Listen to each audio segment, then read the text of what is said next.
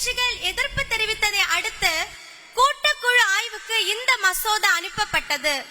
இக்குழுவில் எதிர்க்கட்சி உறுப்பினர்களை விட ஆளும் கூட்டணி உறுப்பினர்களின் ஆதரவு பலமாக இருந்த காரணத்தினால் புதிய திருத்தங்களை கூட்டுக்குழு ஏற்றுக்கொண்டது. இதையடுத்து கூட்டுக்குழுவில் பரிந்துரைக்கப்பட்ட மாற்றங்கள் வக்ஃபு சட்ட திருத்த மசோதாவில் சேர்க்கப்பட்டன. இதற்கு ஒன்றிய அமைச்சரவை ஒப்புதல் அளித்துள்ளது.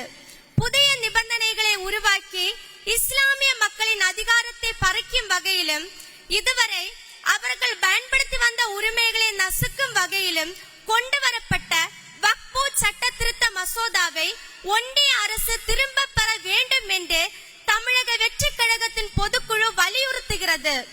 வக்ஃபு சட்ட திருத்த மசோதாவை எதிர்த்து தமிழ்நாடு, கேரளா, கர்நாடக மாநில அரசுகள் சட்டசபைகளில் தீர்மானங்கள் நிறைவேற்றியுள்ளன.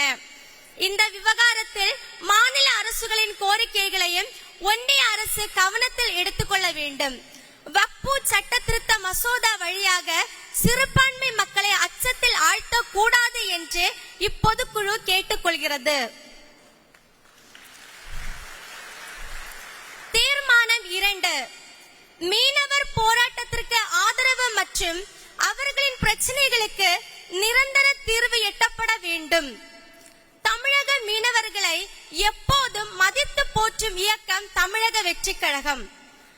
நம் வெற்றி தலைவர் அவர்களும் தான் எப்போதும் மீனவர்களின் பக்கம் நிற்கும் மீனவ நண்பன் என்றே தன் செயல்பாடுகளால் நிரூபித்து வருகிறார். அந்த உணர்வுடன் மீனவர்களுக்காக எத்தகைய எல்லைக்கும் தமிழக வெற்றி கழகம் செல்லும் என்பதையும் இப்பொதுக்குழு தெரிவித்துக் கொள்கிறது.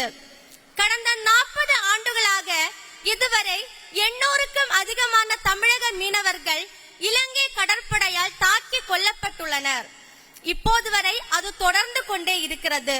தற்போதும் கூட தாங்குனா கொடுமைக்கு ஆளாகியுள்ள நம் தமிழக மீனவர்கள் கண்ணீருடனும் கண்டன குரலுடனும் போராட்ட களத்திற்கு வந்துள்ளனர். ஆனாலும் மீனவர்களுக்கு எதிரான கொடுமைகளை தடுத்து நிறுத்தக்கூடிய நிரந்தர தீர்வு பற்றி ஒன்றிய அரசும் தமிழ்நாடு அரசும் இதுவரை யோசித்தது இல்லை என்பது வருத்தத்திற்கும் கண்டனத்திற்கும் உரியது. குஜராத் மற்றும் இதர மாநில மீனவர்களை போலவே ஒன்றிய அரசின் பிரதமர் தமிழக மீனவர்களையும் சமமாக கருதி தமிழக மீனவர்களின் பிரச்சனைக்கு நிரந்தர தீர்வு காண வேண்டும் என்று தமிழக வெற்றி கழகத்தின் பொதுக்குழு வலியுறுத்தி கேட்டுக்கொள்கிறது. தீர்மானம் 3, பரந்தூரில் புதிய விமான நிலையம் அமைக்க கூடாது. செய்திகளை உடனுக்குடன் தெரிந்து கொள்ள உடனே சப்ஸ்கிரைப் பண்ணுங்க.